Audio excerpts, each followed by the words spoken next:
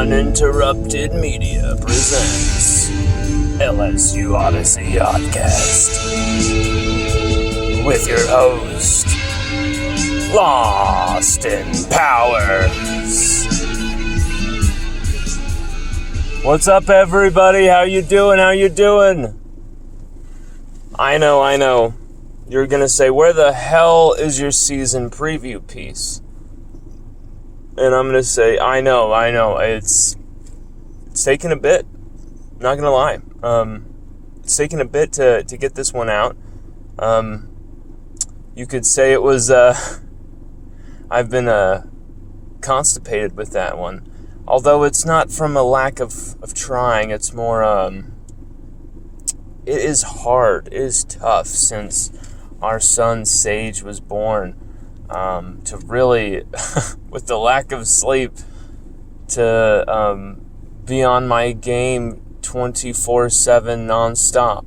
I'm just finding that out, for the first time right now. But I've been adjusting. I think it's been quite a feat what I've been able to get done while not really.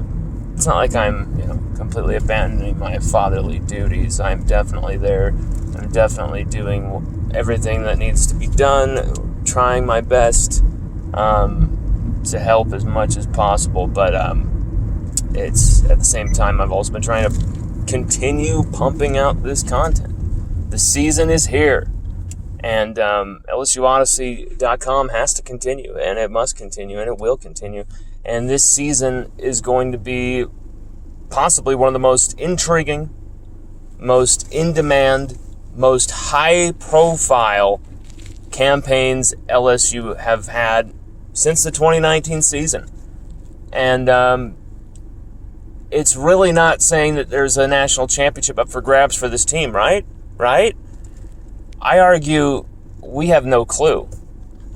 You can't even definitively tell me that LSU will not win a national championship 100% right now. I just cannot agree with that, because you would have said the same thing to me if I had told you last year that Georgia would beat Alabama in a head-to-head for the national title. You wouldn't, and by the scoreline they did, there's no way you would have agreed with me, and you would have called me a fool and a leper and all sorts of stuff. You've called me anything under the moon. And so, I'm just saying that we got to keep an open mind here. But at the same time, we watched a lot of film in the lead up to this thing. And a lot of, spring, a lot of fall camp film, not just from LSU, but from Tennessee, Florida State, even UAB at one point, of course, Alabama, all of the regulars, Florida, all the teams we're going to play. All the teams we always play. Florida, playing them in the swamp.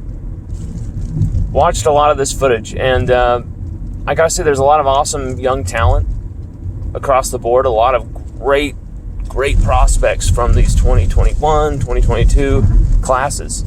Who've popped up on campus for some of these teams, Texas A&M as well. I'd throw definitely for sure in there. But I would say for the vast majority of these teams, maybe most of these freshmen will be able to have kind of a presence, but I don't think like a defining presence for these teams because they're freshmen. They'll be able to pop up and put on some huge stats, maybe something like that. But will they win or lose games for their programs? I'm not so sure.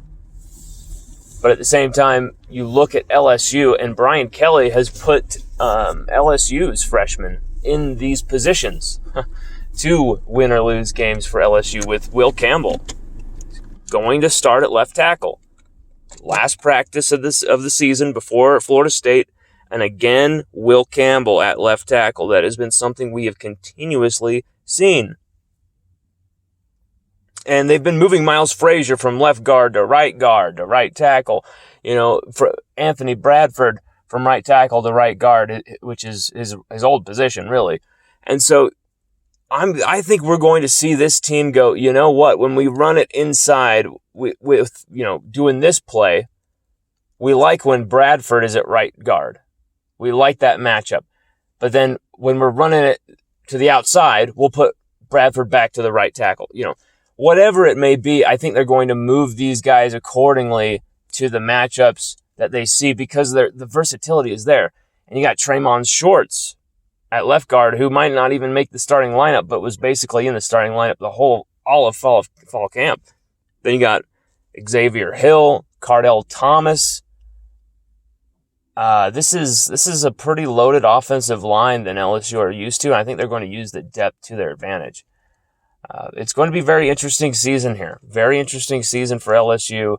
The target is on Brian Kelly's back. The hatred is out there, whether it's Brian Driscoll or all the 7 and 5 pickers. It's interesting. And no, I don't think if you pick 7 and 5, you hate Brian Kelly, you hate LSU. I get you're just trying to be realistic. And for pretty much the entire LSU fan base, I've seen, maybe not fan base, but from a lot of the people in the media, I have seen 7 and 5, 8 and 4 as pretty much the pick for where LSU will finish this first season. 7 and 5, 8 and 4. Will LSU Odyssey's predictions piece match that? Or will we be going in a very different direction, either up or down? Trust me, we will remain objective and just looking at the games, looking at looking at the opponents, looking at the matchups, position by position. And I'm talking not just looking at the likely starters or whatever and just taking that. No, we're really going deep, really making sure that, and it's going to be a very interesting season with a lot of very, very close fourth quarter games. Check it out at LSUODYSSEY.com. It's going to be popping up at any moment now. Be on the lookout.